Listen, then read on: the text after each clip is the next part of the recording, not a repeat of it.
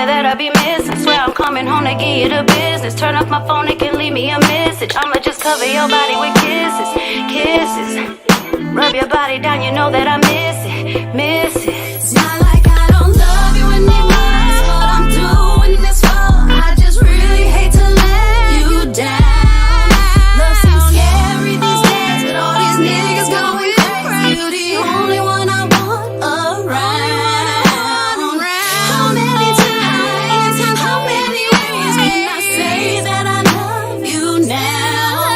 Hear the little things you do, let your true soul shine through, and I'll love you till we in the ground.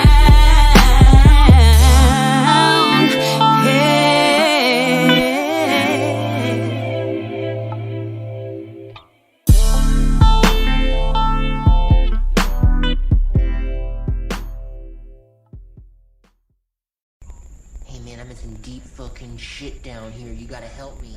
Man, turn down the Sepultura and listen to me, motherfucker! No, I'm fucking serious, man.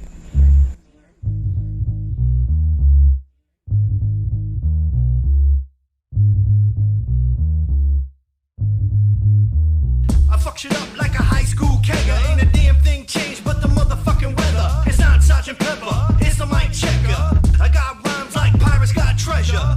King Shem, they call me Black Hesher. Getting white girl wasted like my name was Kesha. The dope beat professor, you don't even measure up to my style, you can't handle the pressure. Life's a beach, I been watching the speedo with a banana stuffed in it. I got mad libido. Fuck question, shoot first like hand shot Greedo. I grab the mic and wrap it up like a burrito, blowing up the spot like a torpedo. From San Diego all the way to Toledo, I'm Magneto, you a mosquito. Throw mama from the train, Danny DeVito. I'm on parole and probation, federally funded getaway vacation. To hold me back it takes a whole nation. Killing brain cells, fuck moderation. I'm on parole and probation, community service, fines and compensation. It ain't my fault, I blame my generation. To fuck up like this, it takes some dedication. Not straight or bisexual, I'm trisexual. That means I fuck chicken heads in the back of a Texaco. Cannonball run down to Tijuana, Mexico. I'm Burt Reynolds, Boogie Nights, I ain't letting go. Straight out the trunk with the trailer park funk.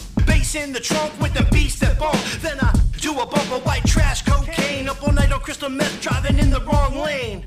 Freeway mobbing, swerving through the streets with two midgets in the tranny in the back seat. Ice cold cooler, full of Budweiser. Bag of orange kush stashed in the visor. Eye of the tiger, I'm a survivor. Come on baby girl and light my fucking fire. Night rider, steal like Winona. Burn like gasoline, so act like I told ya. I'm on parole and probation, federally funded getaway vacation. To hold me back it takes a whole nation. Killing brain cells, fuck moderation. I'm on parole and probation, community service, fines and compensation. It ain't my fault, I blame my generation. To fuck up like this, it takes some dedication. Hey, Colty.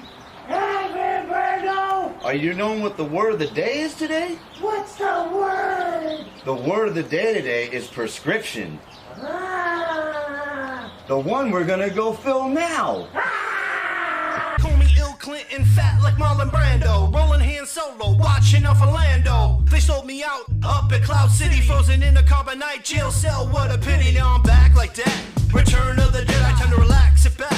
Burn one and get high. John Wayne, gun blazing, step on stage and age like fine wine. I taste amazing. Jimi Hendrix, I'm purple hazing. Basslines are phasing, smoke clouds are raising. In the fast lane, shifting gears, I'm changing up my styles to keep shit banging. Like a witch trial, leave you hanging on to every rhyme and word I'm saying. Beats like buckshots that are ricocheting. Freak the funk mode until the AM.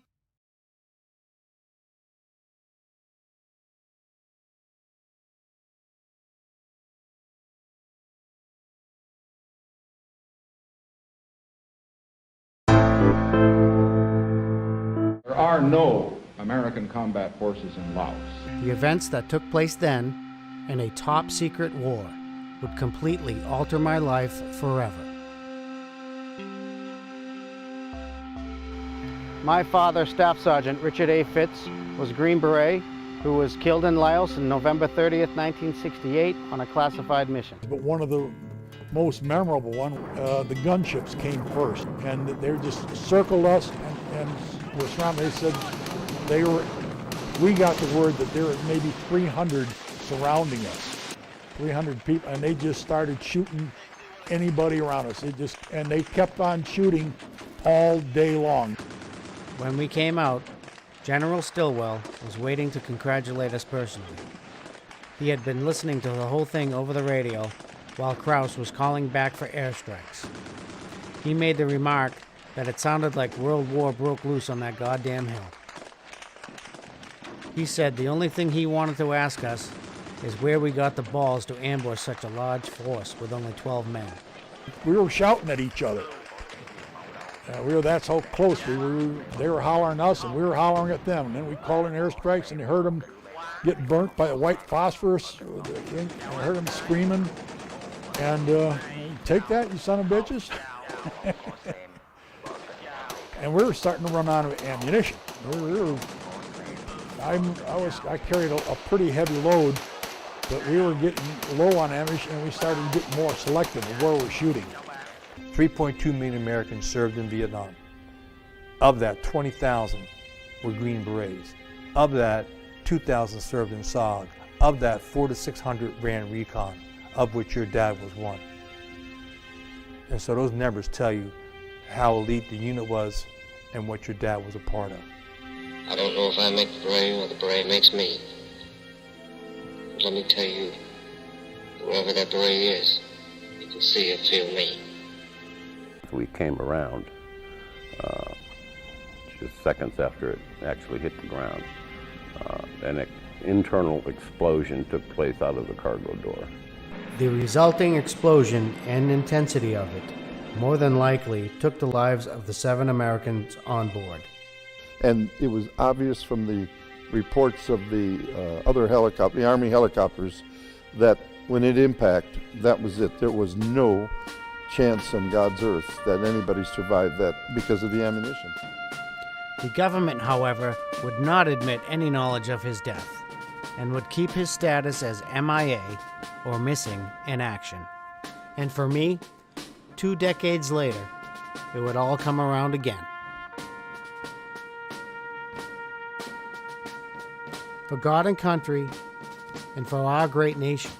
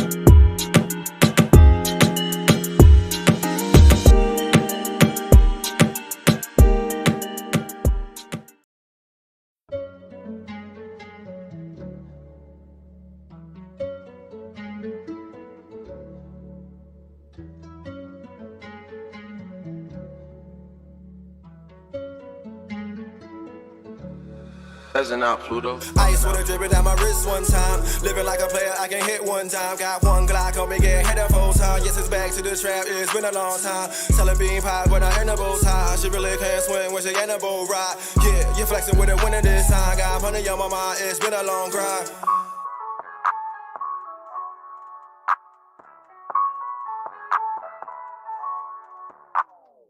Ice with a dripping down my wrist one time. Living like a player, I can hit one time. Got one Glock on me, get hit a full time. Yes, it's back to the trap, it's been a long time. Selling bean pie, but I ain't a bow tie. She really can't swim when she ain't a bow ride. Yeah, you flexing with a winner this time. Got money on my mind, it's been a long grind.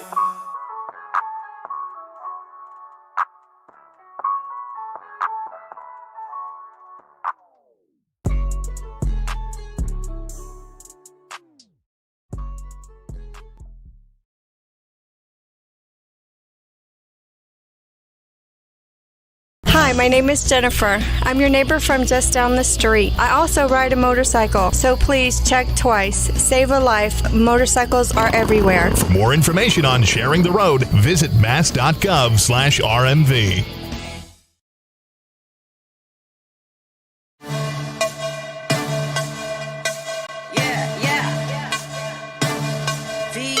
This is Viana Marie, and you're listening to Hoobazoo.com.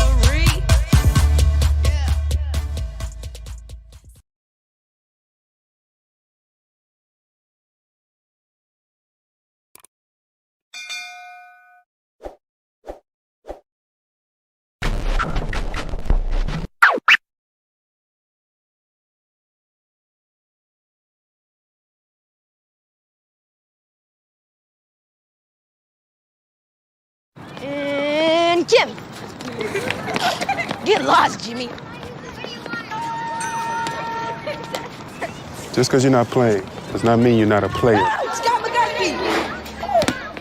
Scott McGusky. Hey, you got any honeys you liking? Lisa, she's pretty fly. Word? Same name as my girl. Give me the ball, Jimmy.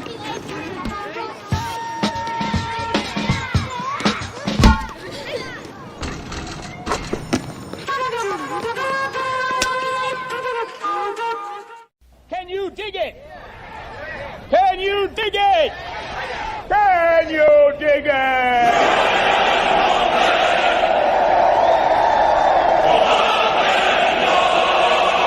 This is blasphemy. This is madness. This is the booth.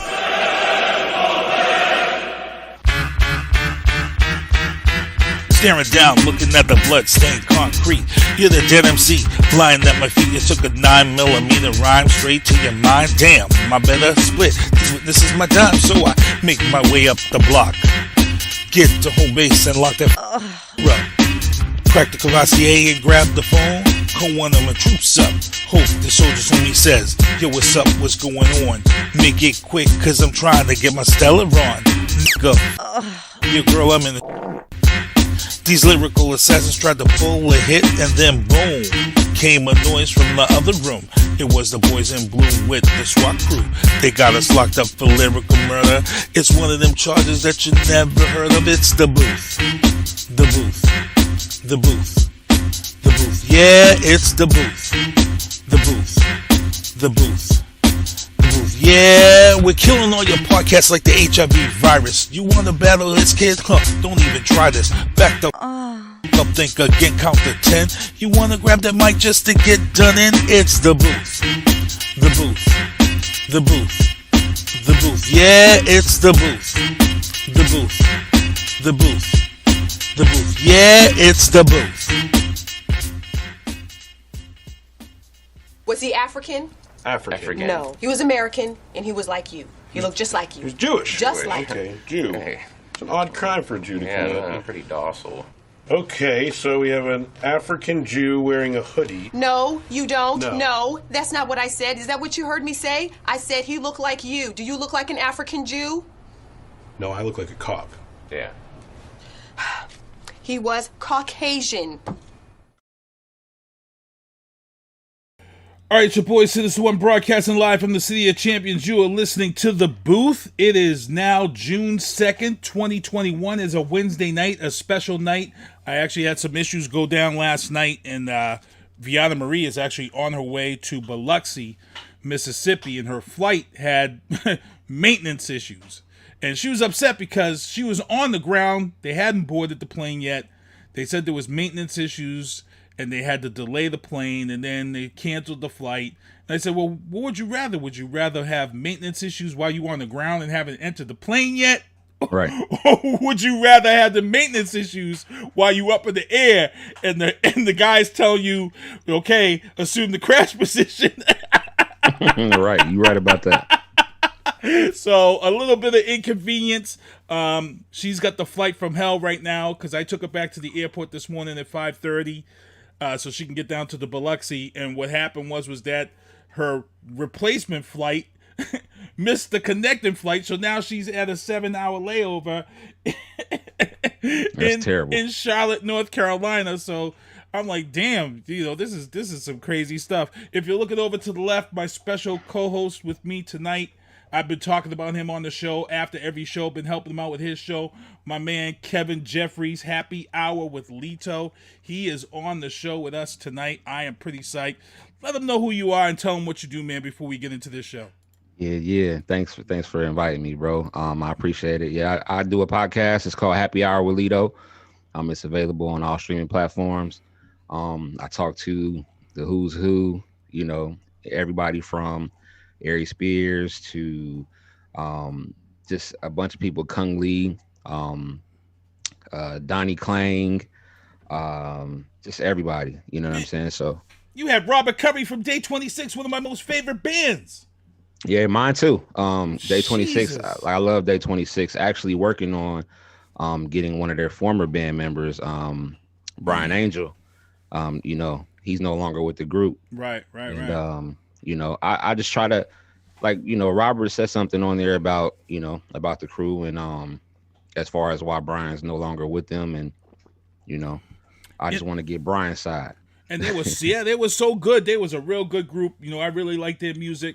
Really happy to see him on your show and hear him speak from the real, and hear that he's still successful and doing some things. So first of all, I got to thank my guest last week, Robbie Silverman of OxFam.org. He came on here to talk about the situation that was going on in India with COVID.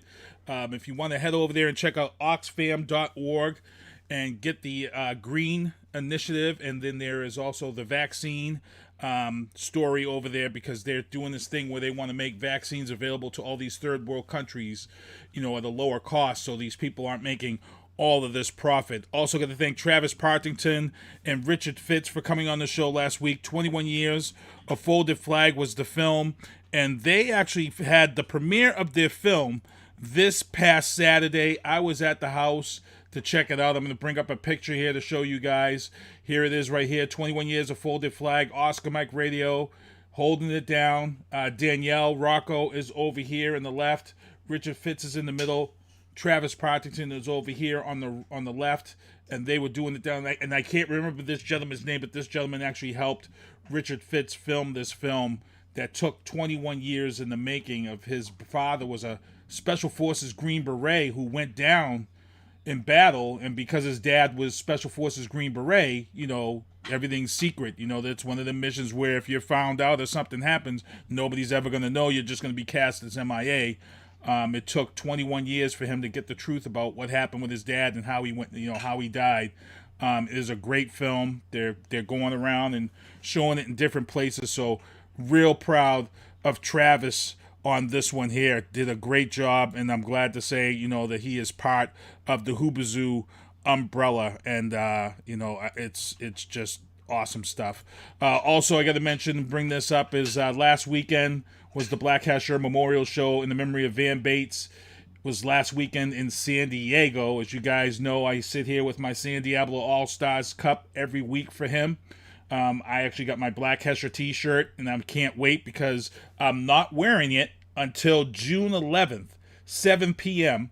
The perfect place here in Brockton is the Memorial Show, East Coast, for Van Bates, and I have been asked by Van's sister, Hassie Royster, to be the main DJ for this event. So this is very heartfelt, because this is my first event coming out of COVID, and performing live for people.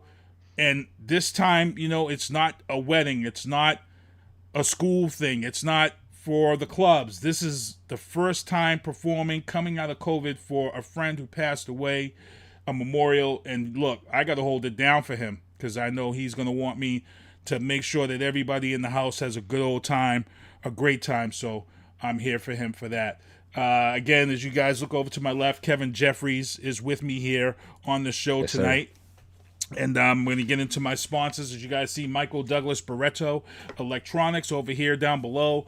If you have an Xbox controller, you want to ship it out to him within 24 hours, 48 hours, you get that controller back, you're back to gaming.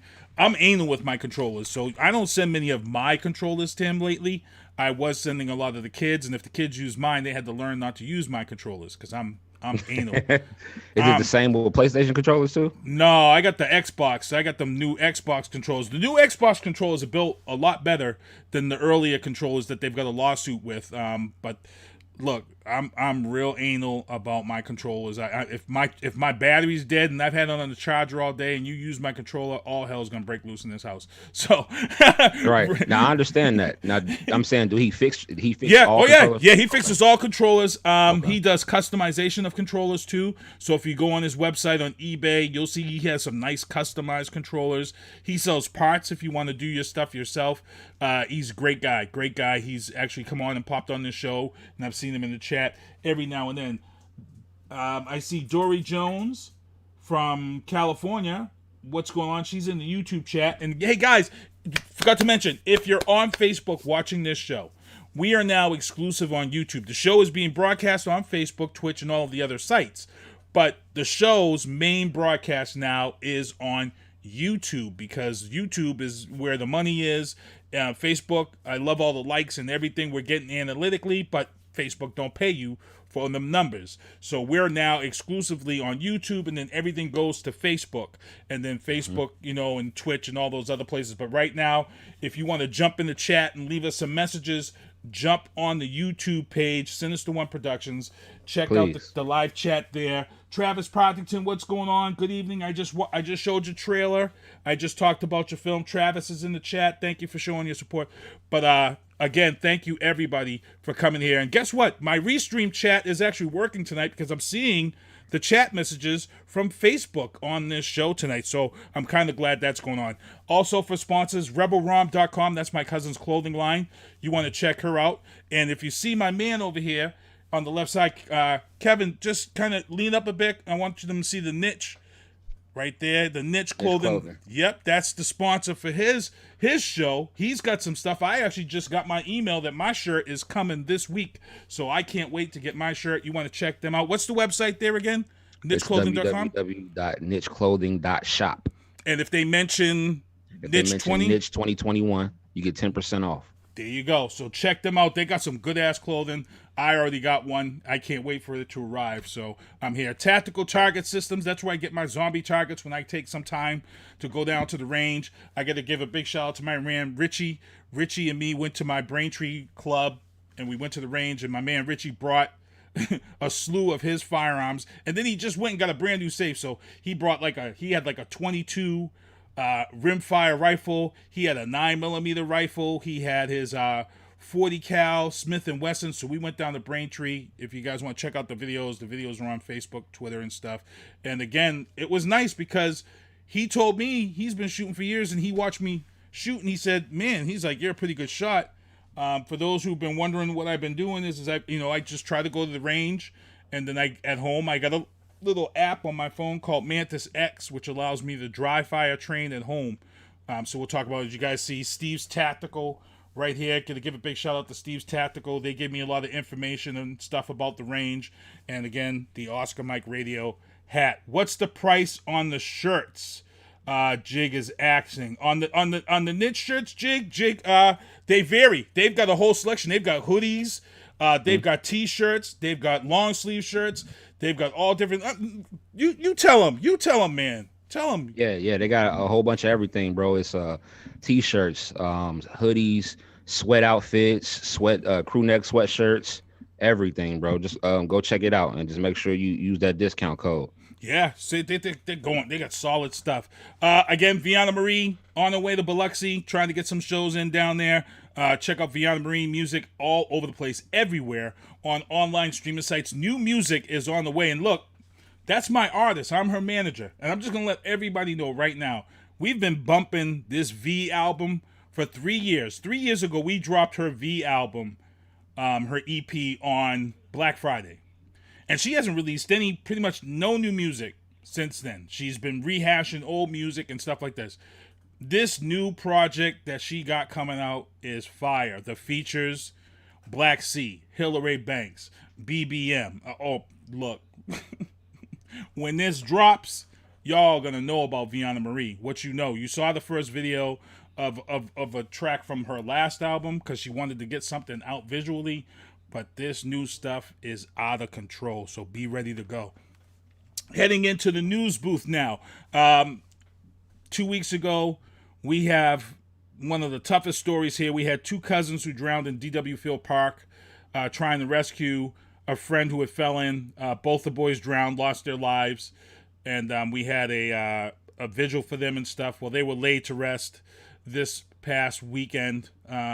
It's just a sad, tragic story that has happened, but they were laid to rest. As you can see, it was a very emotional situation. So my prayers and blessings go out to all those families who lost their two boys in that tragic accident here 2 weeks ago in the city of Brockton. Also, about 2 weeks ago, I also mentioned they were talking about the black bears. And the black bears, I said, two different weeks I talked about this. They said they're getting closer, people. It's coming. And everybody was laughing and said, no, well, here we go, people. Local police are now urging residents in the areas of Whitman, Rockland, and Hanson areas to take precautions amid an uptick in black bear sightings in southeastern Mass. All three of those towns border Brockton, Mass.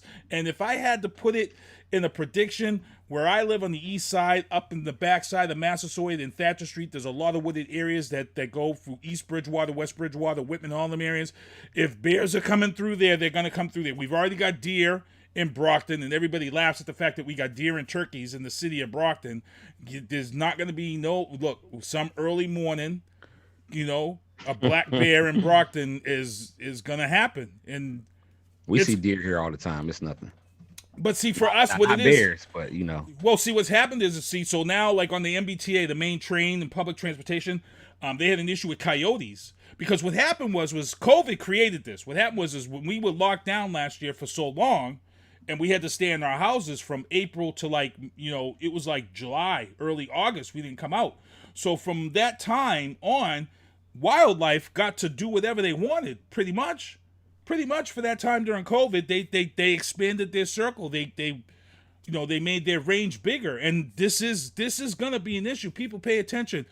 Black bears coming into Brockton. That means if you don't have a fenced-in yard and you've got your little Pomeranian dog outside in the backyard, guess what? It could be gone with a quickness. So you see a tragedy, right? And one of the things here in Brockton we complain about is people put their trash out too early. If trash day is Wednesday and you're putting your trash on Monday, you may come out Tuesday morning to a black bear in your driveway.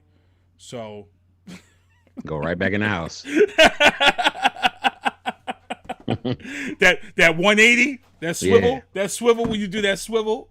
It's like, when you tired, you come out and you see something, you're like, whoa. So everybody in the chat, I love you guys. You guys are going along in the chat. Also in the news booth, crazy beach party gone left, Hampton Beach. So I don't know if you're having this problem yet up your way, but what's going on here is that in the last 3 weeks, since things have kind of opened back up, somebody somewhere is organizing these unsanctioned beach fights. They had a big one in Plymouth that brought 250-something people. They had one at Narragansett Beach that brought up a ton of people. And then they had this humongous one here that had people show up. And it was just an insane scene. What I'm going to show here for you guys right now, I'm actually going to show you a clip of this beach brawl at Hampton Beach and just the debauchery. And here's the sad thing. If you got a teenage daughter or son and you're watching this video and you see them, they got an ass whooping coming to them. Because I know my dad don't play what I saw in this video. So I'm going to show you this. This is our Are You Serious segment. This is the beach brawl in Hampton, Mass. I'm gonna get Kevin's opinion on this and see what he says. But here you go, guys. And excuse the language in this video.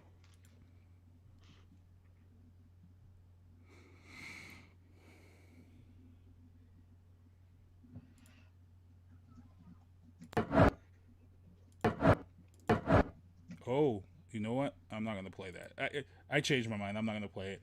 I forgot that there was there's some other stuff in that video where they're dry humping a young girl in that video, and I meant to edit that out. Like the video opens with the guys dry humping this teenage girl on the beach before the fight happens, and I actually wanted to edit that out because I felt like that there was no need to show that. Again, like I said, if that was somebody's daughter and I saw that video, ass beatings abound. And if you were my son and I seen you doing that to a young girl, you're coming home to an ass beating. Simple as that.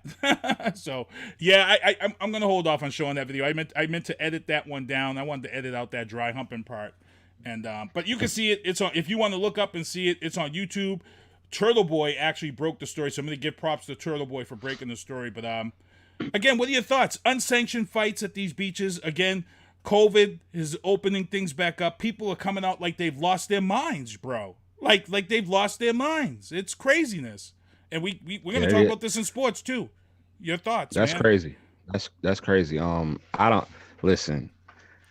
It's almost like some underground fighting. You know, I don't know what the no rules type. And then it's kid. You know, it looks like it's kids too. So it's just weird, man. Yeah, I was gonna show that. But like I said, I didn't want to show the whole thing. But the unsanctioned fighting, like if someone said in my chat, we said if you want to fight, get some gloves. Go. There's plenty of MMA gyms around now. There's plenty of boxing gyms around now. If you really want to fight, then go do what you got to do and do it that way. There's no need for you to be at a beach brawling and getting hurt. And one of the fights in Narragansett was so big and there were so many people there. When the cops showed up, they didn't want a full-fledged riot. So you know what they did? They let the dudes fight until there was a winner. The cops. They kept the crowd back, and the cops actually. And I was wondering, why would they allow that? Did they lose their jobs? Were they reprimanded? So I got to find out on that one because Narragansett, they let the two dudes fight until there was a winner. Things are changing. So somebody obviously is setting these fights up because you don't have all these people show up to these beaches for these fights without someone setting something up on social media or something to that effect. I see Vianna Marie in the chat. She must be done with her layover. She might have gotten to her destination. I hope she has. So big ups to her. Moving on into the legal booth. President Trump is furious over his massive legal fees as investigators begin to close in. Here's the problem, Trump. The word is you are about to be indicted. They've been throwing out all these little small charges, and people have been, all the Trump supporters are clapping and saying, yeah, this is what we told you. No, they're throwing out all these small little knick-knack things because they want the big charges. They want that January 6th insurrection. They want all that other stuff to stick. So they're throwing out all these little things. And here's what's even funnier. He's going broke covering all these massive legal fees. He's now had to shut down his blog website that he set up, from the desk of Donald J. Trump that he opened up a month ago. Guess what, Kevin? It's gone. Not even a month. Listen, man, people get real sensitive when you talk about Donald Trump. You know how it go. I mean, especially here. Hey, he was in North Carolina this weekend, and he said that in 2024 he's going to get reinstated. He's telling people lies. He's telling people he's going to get reinstated. You can't be reinstated, bro. You was voted out. Okay. And in Ohio, Ohio was one of those places where there was heavy Trump. Yeah. What was it like there? Was it really like there? I mean, was it as bad as it seemed to us? Yeah, for sure. I mean, people for the longest time, like some people still have up there, Trump 2020. Let it go. Yeah, they still have it up. I mean, they're standing strong. Like, and whenever he had a rally here before too. Like, it was crazy. You can't really talk to people that are Trump supporters because they don't, necessarily. They're like the They're like the Terminator. You know that scene in the Terminator where he says it doesn't reason. Yeah. That I take that and I say that is the description of a full-fledged Trump American.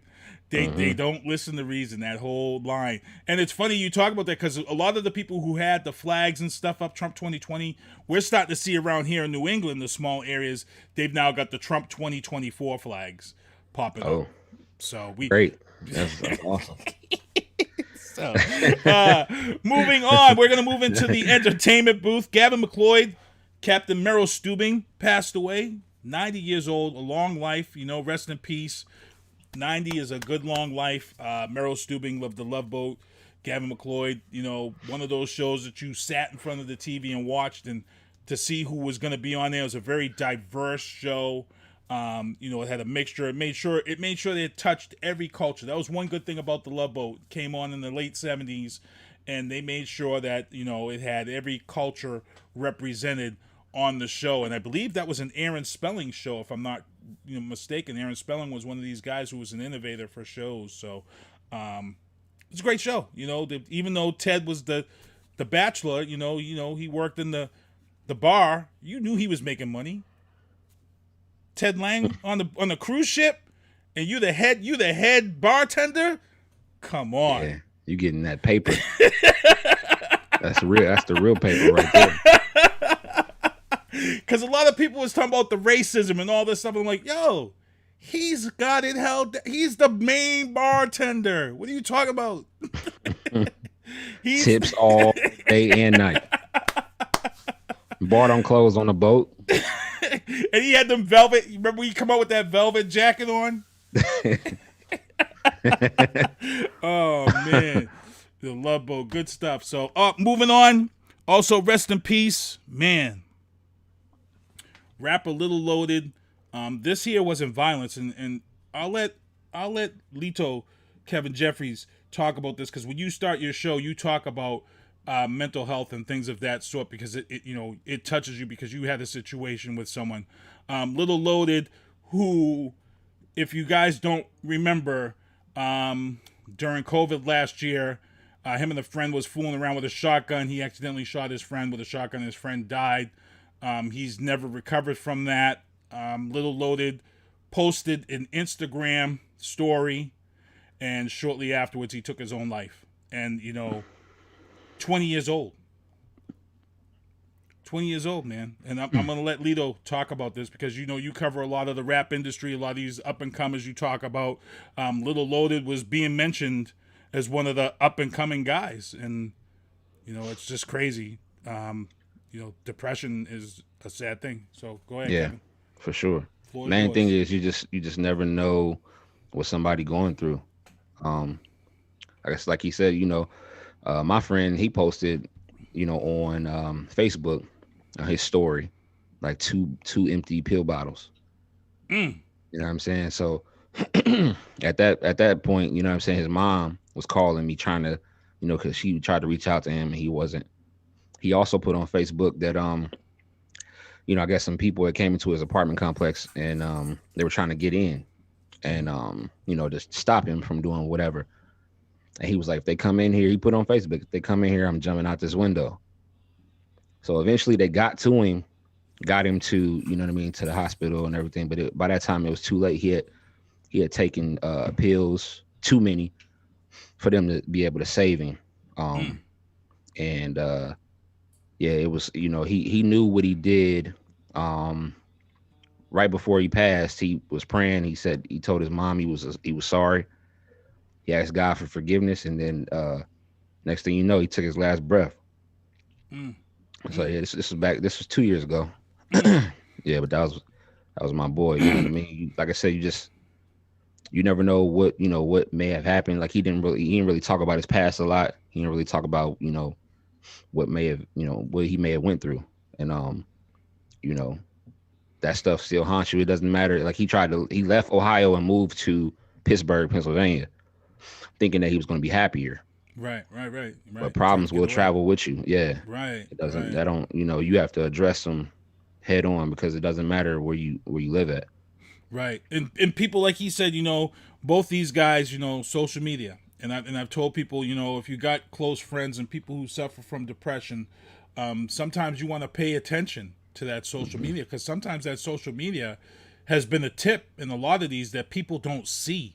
Sometimes you'll see things out of the ordinary and think that somebody might be doing well when they're not doing well. If it's something completely out of the ordinary, you may want to call and say, hey, what's up? How you doing? What's going on? Because you can have somebody who's suffering from depression and post things that make it seem like that they're very, very happy, and they're not. So if you see something that's completely out of scale or out of the norm, you may want to reach out to them. In this case, he posted something that, people said, this is kind of what it was, and then there's, we've had these other issues. And to be honest, this is something that we are going to touch base on with a show that I'm working on behind the scenes. I don't really want to announce it yet, but it's going to be 4 topics, and one of the topics is this. It's going to be called The Black Brain, and that's going to be talking about mental health in the black community, because we have our own issues within. There's some things that we do badly in the black community when it comes to mental health, and the way we were raised. You know what I'm saying? Like, black kids, they were raised to not cry. You know what I'm saying? To pretty much hold everything inside. That's right. But that harmed us. You know what I mean? Like, we didn't realize it, and the people that may have been telling us to, be tough all the time. Right. Yep. They didn't do us justice. You know what I mean? Gave us more problems as we got older. And we're going to be talking about a lot of that stuff. So we'll be making an official special announcement. So again, rest in peace, little loaded man, 20 years old, took his own life. So we're going to move on with that. Also in the entertainment news, y'all know me. I'm a big movie buff, huge movie buff. I talk about stuff that people don't even care about, but I talk about because I'm a movie buff. And I know this is one of those things right now that I'm going to talk about. And there's going to be some of you that's going to be like, I don't care about it. But guess what I'm talking about? Because Amazon just jumped to the ladder of the Prime. Look, Amazon Prime got a lot of good stuff on there right now already. Amazon Prime got a lot of stuff on there that puts them at the top in the top 5 of streaming sites. But what Amazon did last week makes them in the top 3, because Amazon acquired the MGM movie studios for $8.5 billion, which means now that Amazon Prime will add the entire MGM library. Not only does MGM include Wizard of Oz, but MGM holds the rights to all the Rocky films, all the Expendable films, all the Rambos, pretty much all the Sylvester Stallone movies early in his career, all the James Bond films. And I could go on. That is, when you talk about making a purchase that just puts you into the stratosphere of streaming, that right there that's a clutch move right there. $8.5 billion for the MGM package. That's craziness. That's a big move. They're not playing. It's chess, not checkers. That's exactly what it is. That's exactly, because like I said before, I said, there's all these streaming sites out there right now. There's a ton of them out there. But to be honest, within the next 5 to 10 years, it's only going to be 5. I think, in my opinion, there's only going to be maybe 5 good streaming sites, because they're all going to end up with rights, other than the TV stuff. But as far as movie goes, Disney is knocking it out the box. Fox is knocking out the box, but Fox gave all their stuff to, all their Marvel stuff is now under Disney now. Sony just signed an agreement to allow all of the Spider-Man stuff to be on Disney Plus. That was big. But I told people that was coming anyway, because you got to have this Spider-Man Venom movie and this X-Men stuff coming. So, look, pay attention, because this Amazon acquiring MGM is huge, because Amazon may pick up a lot of other companies that may be willing to sell their libraries now. MGM is a big company.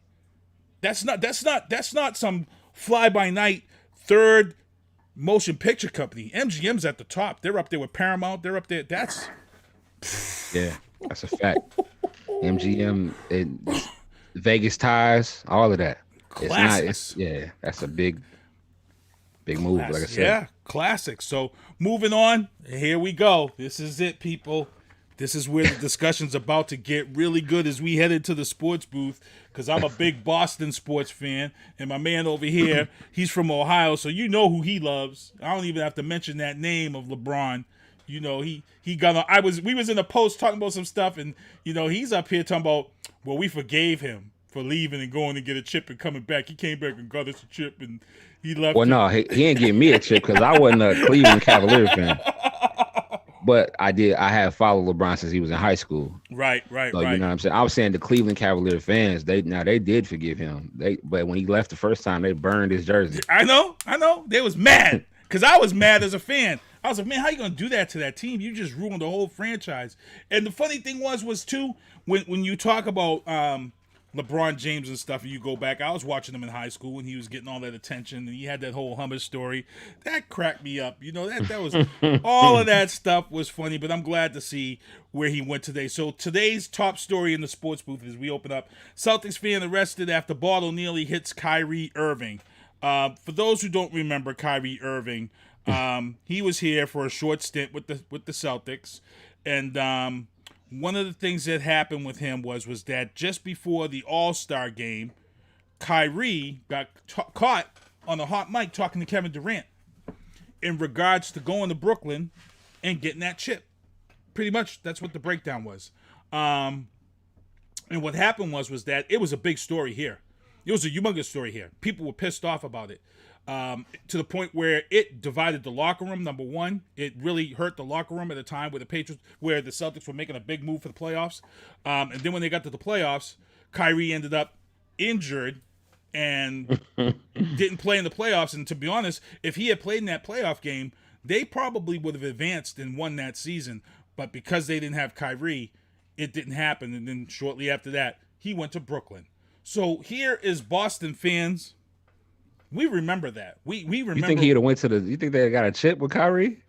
I think they had a better chance of getting that chip that year with Kyrie. I think they would have went a little bit deeper with Kyrie, but he wasn't even really playing himself. Once he got exposed, he wasn't even playing 100%. So it really divided the locker room to the point where you had guys, talking behind the scenes. And the thing was with Kyrie with me right now. Kyrie is one of the biggest problems why I hate basketball right now, and we're gonna get into that. But this fan threw this bottle. He missed Kyrie, and he's being charged with dangerous intent, assault, and all this stuff. I think they're just doing that to just set the tone in motion because a lot of fans at the back in the stands are acting stupid. The problem is that felonies ready. Yeah. So what happened was that the reason why the fan threw the bottle isn't because Kyrie tried to play this and say, Boston fans are racist and racist fans are going to boo me and this and that. Okay, you can try to paint all the people trying to boo you as racist, but you know what? We're one of the biggest and deepest sports fans in the nation. We wear our hearts on the sleeve when it comes to sports. And everybody remembers what you did, Kyrie. The problem here is that you won your game, you dropped 40-plus points on the Celtics, and you pretty much eliminated them from the friggin' game. You should have been good. You should have been like Jordan. That's how I shut you all up.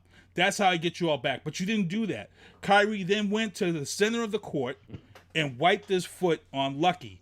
Now did the Michael Jackson on Lucky. and Kevin Jefferies shared the video of the Shimon on top of Lucky. I wish we could have showed it. It's hilarious. It's funny. It's on my page. It's on this page. The thing is that one fan now turns and throws an empty bottle at Kyrie as he's heading up the tunnel because of what he did to Lucky, which, in all honesty, it made that perception of Boston being racist come to reality, when honestly, we don't know if this kid was racist. This kid could have just been a hardcore Boston fan and was like, yo, bro, you're not going to step on our logo. Because I can tell you right now, Cedric Maxwell was bullshit that he did it. They talked to almost every other Celtics player. Now, here's the thing. If this was the 90s and he did that, benches would have cleared. This ain't the 90s no more. benches would have cleared. And this is where I get upset about this. And this is where I'm going to let Kevin come in and talk about. But this is why I'm pissed at the NBA right now. And we talked about this with his man was on the show.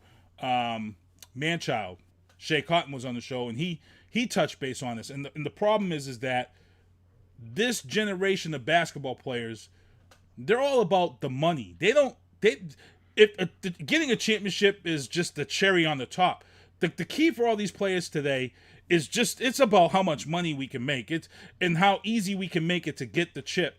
And the thing is when you have a Kyrie talk to a Kevin Durant and say, hey, let's go over here and let's make this super team so we can run all over everybody, like the Brooklyn Nets are pretty much doing right now. If you go back in the 80s or 90s, do you think that a guy like Magic Johnson would get on the phone or after a Celtics-Lakers game, do you think Magic Johnson would stand outside the hallway and wait for Larry Bird to pass and say, hey, Larry, come here. Let me talk to you, Larry. Yo, man, in the offseason, I plan on calling Michael Jordan, and guess what? I want you guys to come out to the Lakers, and let's get this chip.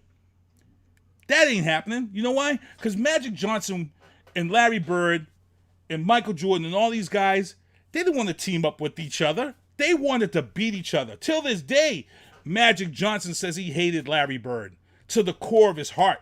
Michael Jordan hated both of them. Why? Because he wanted to beat them. They wanted to be the best players on the court. Period. There's not. If you put Michael Jordan and Magic Johnson and Bird on the same team, they would have dominated for years. And right now, this player entitlement, this BS crap right now of players talking in the off season. What's the use of a GM, to be honest? What do you need a GM for if the players are making all the money moves and getting the best players, their buddies, their strip club buddies in the club? Because that's what bothers me. You know, these dudes are going to the strip club and talking about what they're going to do in the offseason and getting together on teams in the offseason. It bothers me to the core, man. It's ruining the NBA. You know, you pretty much your head coach isn't even your head coach, to be honest. You know, players are calling all the shots pretty much right now. Your thoughts, man? Because I'm pissed at it. No, I totally understand. You know, it started though, you know, when I think Michael, he retired, and you know, Houston Rockets went on that run for 2 years. Mm-hmm. Then Pippen, you know, joined, or Charles Barkley joined first. I believe he did. Yeah. Then Pippen decided to go over there, and they thought they were going to win a chip, and it didn't happen. But and then I think more so now they care about his money, like you said. There are still some people that care about chips. Like I think, you know, I think Dame Lillard. I think you know he wants to finish his career with Portland. You know, of course, if he has a good team, you know, he wants some people to come. But he's not going to go and recruit people. And you know, like you said, we had, like, my team is Miami Heat. We had a chance to get Carmelo.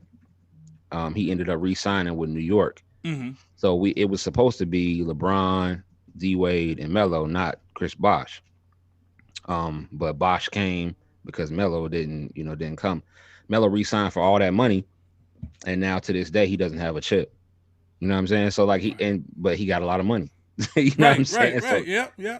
That's all. So you know, that's all he can. You know, he's number 10 all time in scoring, NBA, all time period. And as long as he stays in the league, he can probably get to maybe 9 or 8. But as far as having a championship, I believe if he really wanted one, he would have went to LA. He wouldn't have went to Portland. Right. But the thing is, like, so you look at the Brooklyn Nets, and if the Brooklyn Nets do run the table and they take the title, it's almost like it's an orchestrated title. How do you feel happy about that? It's not like when you watch the Celtics and the Lakers go back and forth to a 7-game series, and then, you know, you have the major upset, and then the Celtics upset them, and then they take home the chip one year. You know, I feel like we're not going to see that anymore. We don't see that type of rivalry. And I think the fans are losing out. We're seeing some good ball being played, but we're not seeing ball being played at that aggressiveness that we saw in the 70s, 80s, and hey, even the 90s when Jordan changed that rule too that they got. Like when these players get balled out, they're just able to go wherever they want. To some degree, they shouldn't, because you started to see, you know, as soon as Blake Griffin got bought out, you know what I mean? He didn't want to play for Pistons no more, so he decided that he was going to sit until he was bought out. Once he was bought out, he's like, I still got a lot of basketball left. I'm going to play in Brooklyn. Right. Yeah. LaMarcus Aldridge. He was over in San Antonio doing great. He got bought out, you know what I mean? And then he went to Brooklyn. Now he couldn't play, of course, too many games because he had that heart condition. Right. You know, so prayers to him. I hope he's doing all right. But they were trying to stack the deck. Brooklyn is going. I'm gonna watch this series coming up with Milwaukee, and then if they steamroll Milwaukee, I'm not watching no more basketball. I'm ready for football. I mean, because it's not even going to be fair. They're just. I mean, I watched them play yesterday, or was it yesterday when they played last night? Yep, last night. Yeah. It wasn't even fair what they were doing on the floor. Like, I mean, James Harden can do whatever he want to do. Kevin Durant was out there, and then Kyrie put up 40. It's like, it's not even fair. And they don't have That I mean, who you going to check? You got to double team somebody. And you see it too. It makes it the fans get robbed because you see it like the first, second quarter. You know, they just play. The Brooklyn Nets seem like they just play just to get through the quarter, and then the fourth quarter, it's like they just okay, it's time to play. Yep. You know, let's play like we should be playing right now. You know, and it's sad because, like I said, the fans is who loses in this situation. The fans lose 100 times, you know, and it's sad to see that the players are calling the shots. And you're right. It does start when they changed that rule and gave the players that power. And another thing I wanted to say too about Brooklyn, mm-hmm. which we'll probably end up talking about this at a later day anyway, but the Brooklyn is already stacked.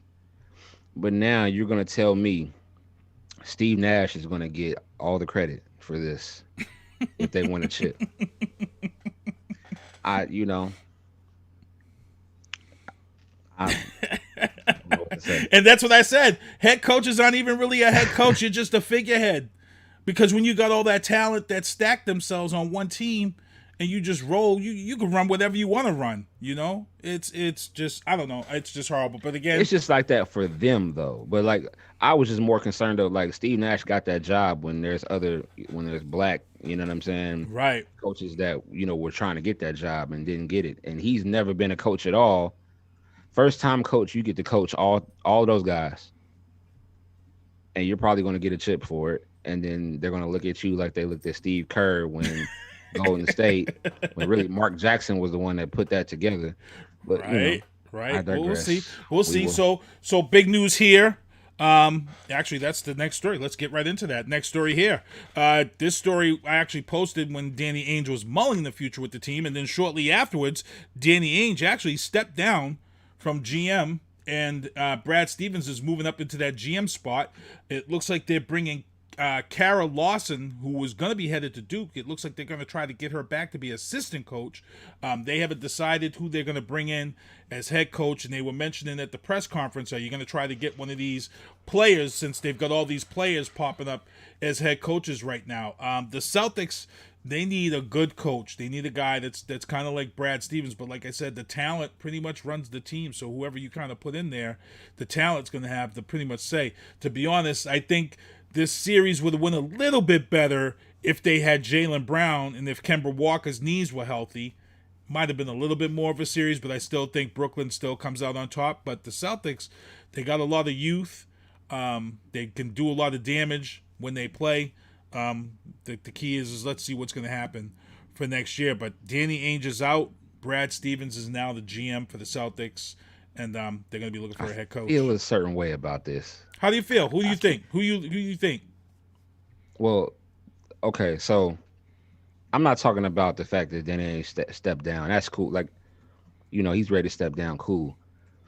But I think so. My opinion on him stepping down, I think he's answering for the Kyrie debacle, because Kyrie comes back here, drops 40, and he's possibly going to get a chip this year, and that whole deal falls on Danny Ainge. So Danny Ainge, I don't think Danny Ainge stepped down because of how things went down this season. I think he stepped down because of the Kyrie deal. That was his baby, and it blew up, and right, he has to answer for it.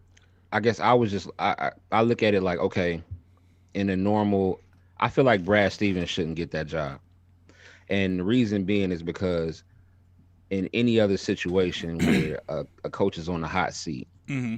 lost the locker room, you know what I mean? People, your star not listening to you, you know, it's no longer your team. You know what I mean? Right. Y'all get bounced out the first round or whatever because of whatever. But he was on the hot seat. But then he gets moved up. Like, you know what I mean? Like, I don't understand that. You know what I mean? I guess I just look at it like, you know, a black coach in a situation like that, he don't get that opportunity. Mm-hmm. He'll get bounced out. He have to try to get another job. It was just like Brad Stevens did terrible. And you know what I'm saying? He was on the hot seat. They were talking about it all year. Like, he's lost the locker room, is just that. But then he gets moved up to the GM position. Mm. And it was an awkward press conference, to be honest. It was a very awkward press conference as they were asking the questions. So you're right. You know, there was a lot of things behind the scenes, And I'm sure sports radio will be all over it tomorrow morning. As this was a Stephen A. Smith went off today. Yeah, walked yes, off. he did. He walked off the show. Yep. Because of that. I mean, because like he said, black people are not afforded that same opportunity. You know what I mean? He said he don't have a problem with who Brad Stevens is. It's just the fact that you put a black man in that space. Is he gonna get that same thing? Like, is that gonna happen for him? Like, it's no. Like, you got, coaches out there who are still trying to get jobs. Sam Cassell, Chauncey Billups. Chauncey Billups already played here. Chauncey Billups would have been nice to come here. People that have already played the game and they're trying to get jobs in the NBA. And you mean to tell me, like, somebody who was losing their coaching job, he gets promoted to the GM? Hey, but whatever. Wow. Yep, that's what happens. He moved up. Also in the sports booth, we got to give props. Adam Vinatieri officially retires from the NFL, 48 years old. The only guy left in the NFL from that Super Bowl team is Tom Brady. That's it. I think he's the only player left in the league that played for the Patriots, because Adam Vinatieri is gone, 48 years old, a great career. A lot of people hated on him when he left here, but the whole thing was it was a strategic move.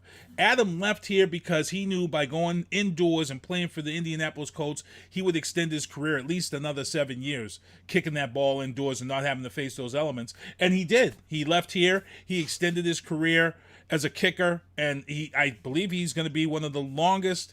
I think he is the old. No, wait a minute, Janikowski. I got to find out how old Janikowski is. But Adam at 48 might have Janikowski beat. I think I'd have to look that up. If anybody's in the chat, Adam's the GOAT. He the GOAT. Yeah, Adam, man, he made some clutch kickers. Man, I'll tell you, I seen some stuff, boy. I'm glad. So big props to Adam. This is another thing that's been pissing me off in the sports world right here. You talk about black coaches not getting their shot. Jake Paul and Logan Paul, they started off. Yes, let's talk about it. They started off doing these Vine videos when they was in elementary school and moved into middle school. And then they went into high school and made a little name for themselves. They got their little bit of money and made their names for themselves. They got together and they had a little boxing match with a couple of other YouTubers and made millions and millions of dollars. And they decided, you know what? Let's start boxing some more and let's get this thing going. And missed something though before you get there. Go for it. Yeah. On YouTube, Logan Paul. Remember that scandal that he went over to Japan? Yes, the dead body. He was almost canceled for that. Mm-hmm. He should have been canceled for that. Yes, he should have been. And here's the thing: I was sleeping on Jake Paul. I was like, "Who is this kid? He's a bum." My stepson Ryan adored Jake Paul, and then what happened was Jake Paul came to Boston for a music concert. And I was like, let me just take my stepson to this show and let me just see what it is. And I'll tell you right now, I was completely blown away at how many people showed up at this concert. It was craziness. There's something about this guy. But again, I'm not happy with this. Just a few weeks ago, Marvin Hagler passed away. Last week, I was at his memorial. There was a ton of people in the house. Tommy the Hitman Hearns was in the house. Sweet Pea Whitaker was in the house. Everybody, all these people was in the house that earned their spots to be there, to be called the greatest, amongst fighters. And here we go again. We've got Jake Paul is going to fight Tyron Woodley, who was in the UFC, in a boxing match. And guess what? They're going to pull big numbers. People are going to unfortunately pay to see this on Triller. Y'all just paid to see him knock out Ben Askren, who took a dive, pretty much, for that money. Tyron's not Ben Askren. Yeah, I know. Well, I'm hoping. I'm hoping that Tyrone isn't taking the. Ben Askren should have never. That was basically for money for him. Ben Askren is not a someone that fights with his hands. He will go anytime that he's fought in MMA. It's go for the double leg. He was an Olympic wrestler, so he had he can practice pads all he want. There was no way he was gonna win that. But Tyron is not. He is not somebody that I think he's gonna knock Jake out. It's not even gonna be. Watch. I hope so, because Jake and Logan are getting these fights, man, and taking a lot of fights from a lot of people. You know, this is Logan crazy. Logan fighting Floyd this weekend. And you know, Floyd, you know, for me, I'm like, you know what, Floyd, go ahead, get your money, but you know, just think of what you're doing to the sport at the end of the day. That's my feeling. If he loses, it's not even going to count because it's an exhibition. You see what I'm saying? He ain't losing. They're gonna go the distance. If it's going to go, was it 8 rounds? Yep. It's gonna be the same thing he did with McGregor. Yeah. McGregor, that was actually a sanctioned. It was, but 12-round fight. He didn't go in on him like he should have. He let McGregor he hang around and, you know, made it look good, and then they both got paid at the end of the day. Yeah. And to be honest, Logan's bigger than McGregor. I mean, he's a bigger guy. Yes. But did you order? Are you watching it? Because I'm not watching it. I refuse to watch it. I didn't order it, but I'm going to watch it. So, you know, I'll watch it. I can't. I just, you know what? Because I go down the street to B-Dubs, they show everything. I know. I'll go down there and just to laugh. I want to see it just for, you know, shits and giggles. It's gonna be because Mayweather puts on a good show. I just feel like he's clowning the sport. To be honest, I think you know. But whatever. When you're at the top of your game and you're pretty much retired and you got the 50 wins. How old is Floyd? 50? No. Yeah. No, I don't think he's 50. Is he 50? I don't think he's 50 yet. He's 40 something. Yeah. My man Marcel would definitely know because Marcel personally knows and he's all over his Twitter. They're back and forth on each other's Twitter, so I'd have to ask Marcel that. But again, guys, if you didn't know, Jake Paul is going to fight Tyron Woodley, and look, Woodley going to handle that. This is going to be the train. Listen, if the Tyron Woodley that I know, like, because he's always been dangerous with his hands, always. Mm-hmm. And if you seen the back and forth between him and them when they were fighting Ben, like he was trying to train Ben, but Ben don't have the mindset of, you know, you can see when he started off. I mean, first of all, he was out of shape.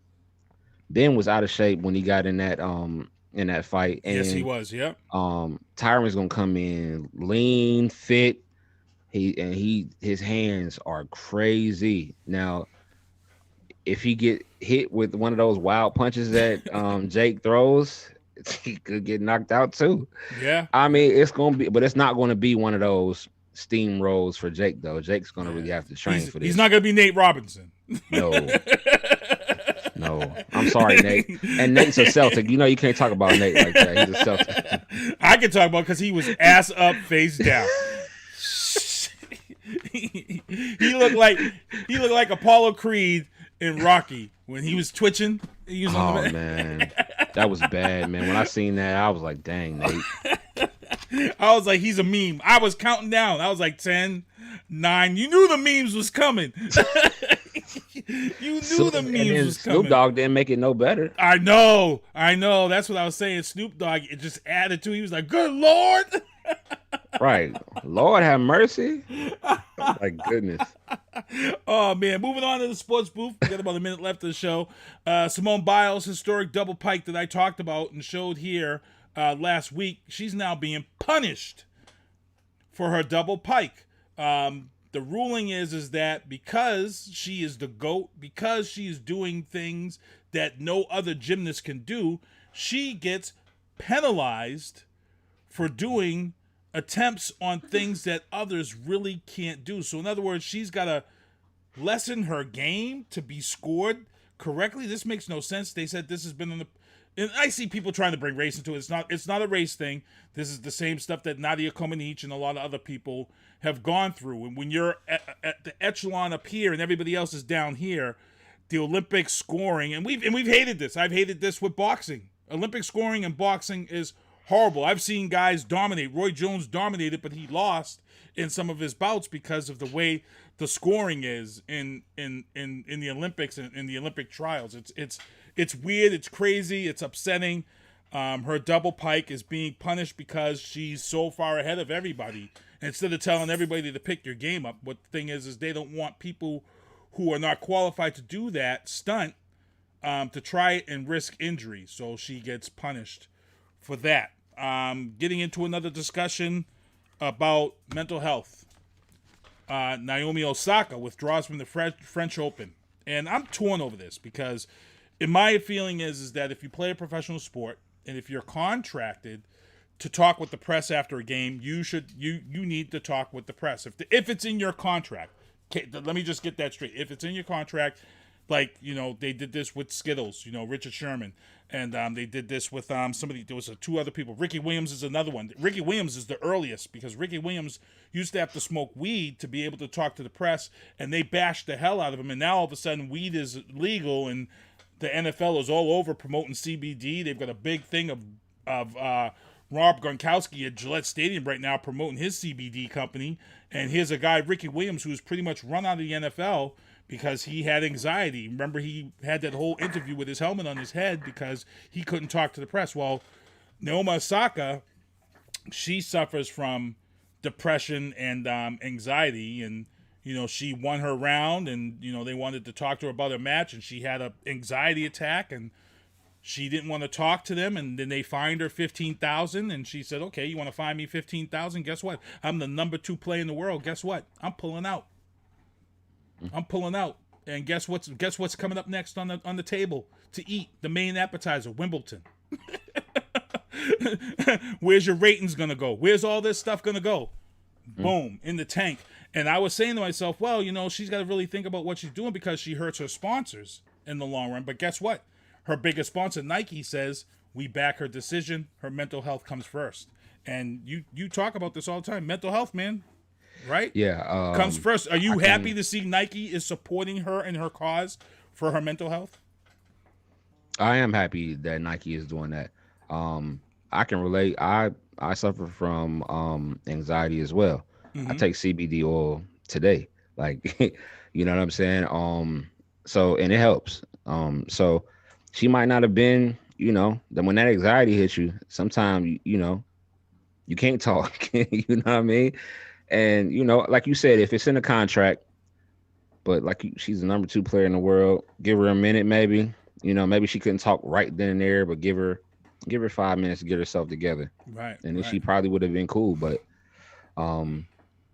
like you said, them ratings drop.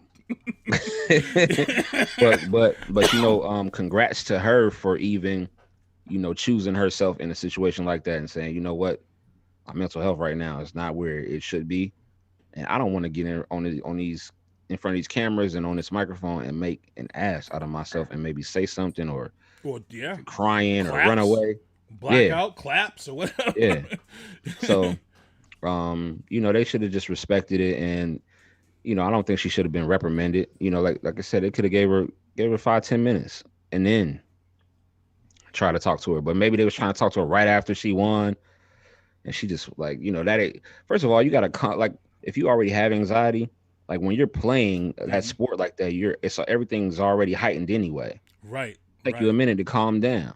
So, who knows if they didn't give her the time that she needed. Well, it'll be interesting. And like I said, I'm applauding Nike because Nike came out and said they're going to back her.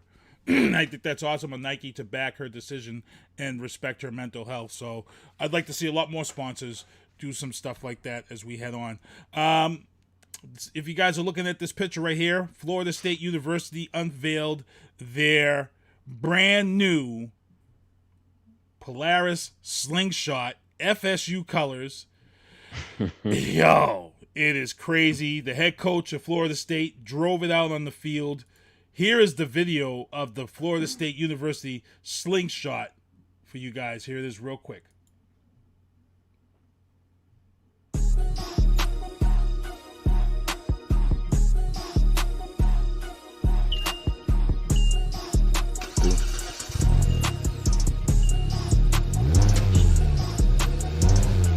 Slingshot's nice, man. I'm at the we move. I'm have to invest.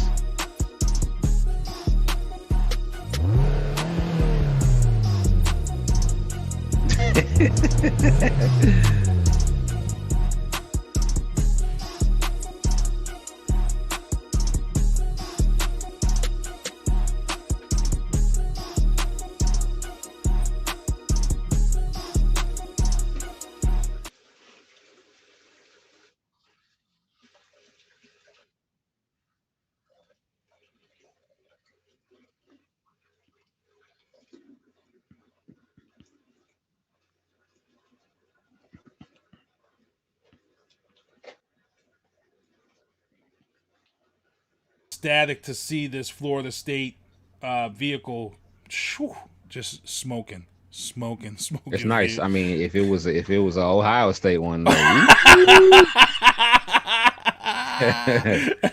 and here's the thing too. Florida State just set the bar. You know how it is with these colleges. Florida State just got this. Now, you know all these other colleges are gonna be, oh no, we got to top that.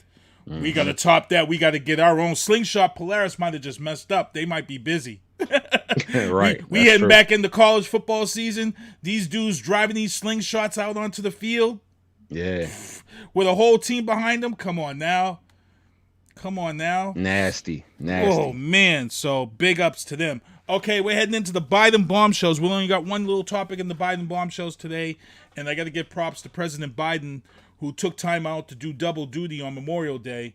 This past Memorial Day, while we celebrated, our lost veterans and paid our respects to those who lost their lives during battle, Biden went down. He paid his respects to the veterans, but then also Joe Biden, on the day of, respecting Memorial Day, he also met with 3 survivors of the Tulsa Race Massacre because, unfortunately, Memorial Day also fell on the 100th anniversary of the Tulsa Race Massacre, which was known as the Black Wall Street. Now, let's be real here. A lot of black people, to be honest, are talking a lot about this black massacre that happened in Tulsa. But to be honest, a lot of y'all didn't even know about this until you watched the HBO series. A lot of black people didn't even know about that whole incident until you watched that show on HBO. And that's when you heard about this Tulsa Race Massacre. And I first heard about it, and he talked about it this weekend. Charlie Wilson, who's a great R&B artist, he was the lead singer of the Gap Band. Charlie Wilson did a whole interview years ago in regards to where the song Drop a Bomb on Me came from, and some of the inspirations for his songs. And some of his songs, Charlie Wilson talked about the Tulsa Race Massacre. And he had some women that was on his documentary who talked about that this was something that was so scary, something that was so horrifying, something that was just so they didn't even want to talk about it. It's like when people would say the boogeyman's coming after you. What happened in Tulsa was so bad that black people, generations of black people, refused to even talk about it because they didn't want those white people to come after them. This many years later. That goes to show you how tragic this event was. So I give props for Joe Biden for going down and meeting with them. And he said that it was just a travesty of what happened. And are you familiar with the Tulsa Race Massacre, the Black Wall Street? Because a lot of us were, like I said, were made familiar with this, recently, to be honest. Yeah, I don't know much about it. Like you said, recently, yeah, but not, you know what I mean? Not before in history. I didn't know about it. And here's the thing, people, and this is what we talk about. We talk about things being left out of the history books. History books tell us all of this stuff. And they taught us about slavery, the travesty of slavery, but they didn't. Not once in my history book did I ever hear a story of black slaves who left slave ownership and moved to this section of Tulsa where they gave them the land and they became prosperous. They had their own banks. They had their own stores. They had their own restaurants. They were beginning to have their own financial success. And then a group of white people came in and they massacred the city. They dropped bombs. They killed everybody in the city. It was the Black Wall Street. It was the most successful black community in the history of America. And it was taken from us because of hatred and racism. And that was never mentioned in any history books. Why? Yeah. Because that's the type of stuff they don't want to put in history books because you got to answer for that shit. Well, speaking of that, the state of Texas has taken the word slavery out of all textbooks in high school and, elementary school. Can you think about, think 50 years from now, you know what I mean? Like the word slavery, at least there, you know what I mean? Like they won't know about it because they call it, they call it, servitude or something like that. Involuntary servitude is what they call it. So now, in the state of Texas, they have just told teachers that they are no longer allowed to teach about it. I just read this last week. last week. So, yeah, this is all new. State of Texas making up their own rules, man. Yeah, they have been. I've been talking about. I've been talking about on this show how Texas and Florida have been doing the most right now. So pay attention, people. They just banned abortions, anything more than 6 weeks. So it's getting crazy. Texas is getting crazy. So, guys, again, beanies. Check them out, Sinister One Beanies. Also, check out everybody here. I appreciate you. All of these guys support me. The beanies. You see Kevin Jefferies right there, bottom right-hand corner. Supporting with the Sinister One Productions beanie. Got to thank my brother, all these other people in here. Mr. Melodic, Peter Barrett, all you guys. Also, check out Oscar Mike Radio. Matty C Sports for You and Me. I'm not sure if Matty has a show tonight at 8:30 because he was away in Pennsylvania last week, so I think he has a show next week coming on the show. But you also want to make sure you check out Kevin Jefferies, Happy Hour with Lito, and I'm going to let him tell you how you can watch it and check out his show. Yes, sir. Happy Hour with Lito podcast. Like I said, I usually do 2 a week. Sometimes I just do 1. But like mostly you can find everything on all streaming platforms, whether that's Apple Podcasts, Google Podcasts, all of them, all the podcasts, all the places that podcasts are streamed, you can actually find it there. And then my videos are all on YouTube. Please go and subscribe to my channel. There's so many great interviews on there right now and many more coming. Stay tuned. Yeah, this dude's doing big things. I actually got one show to edit for him before I head out of here to Mississippi and check this out. So, again, I want to thank everybody for tuning into the show. I want to thank everybody in the chat. Again, check out Drafting the Circuits, Oscar Mike Radio, Matty C Sports for You and Me, and Happy Hour with Lito. Check out those podcasts that I'm involved with and helping out in the background. It's great stuff to be involved with all these people. Gloria Shea, if you're listening to the show, I'm going to be trying to bring Talk back with Gloria Shea, work out something with her and help her get her stuff going. Also, check out Vianna Marie's new video, What You Know About V, and big shout out to Melissa from Hot 96.9 for giving a shout out. And all I got to say is, SpongeBob, do me a favor, take us home. Well, see you next Tuesday. Thank you for listening to The Booth on Hoobazoo and HatcherRadio.com. Please follow the Facebook page and subscribe to the podcast at Apple Podcast, iHeartRadio, and Spotify. The Booth is a Sinister One production hosted by Sinister One. I've got to start hanging out with friends that are a little more intelligent and understand politics and stuff. It's just that I'm up on this level up here, and all my friends are down here. Me, nah. You guys, nah. Maybe a little more down in here. Screw you guys, I'm going home. I smoke, I drink, I do my thing. These bitches hating, so you know I got to make it plain. Don't do cocaine with your chick, my main. We stick together, true forever, yeah, you know we bang. I miss those days, which was easy. If only I make it, this on repeat. Now that I done upgraded, I've been upstate, and y'all think I'm playing. And I got a hit now for these weak assholes who think I ain't slaying. Try me, and I'll probably end up laughing, cause I never back down. I'm that chick with a clean ass whip. I don't need that shit, it's like I'm my own now. I get hurt, I get tired of fussing, fighting, guess I gotta crack down. Don't mess with me, cause on everything I'ma have to bring the whole city out. WHOOBAZOO, that's Hoobazoo.com. Enter website, enter website, enter website, enter website.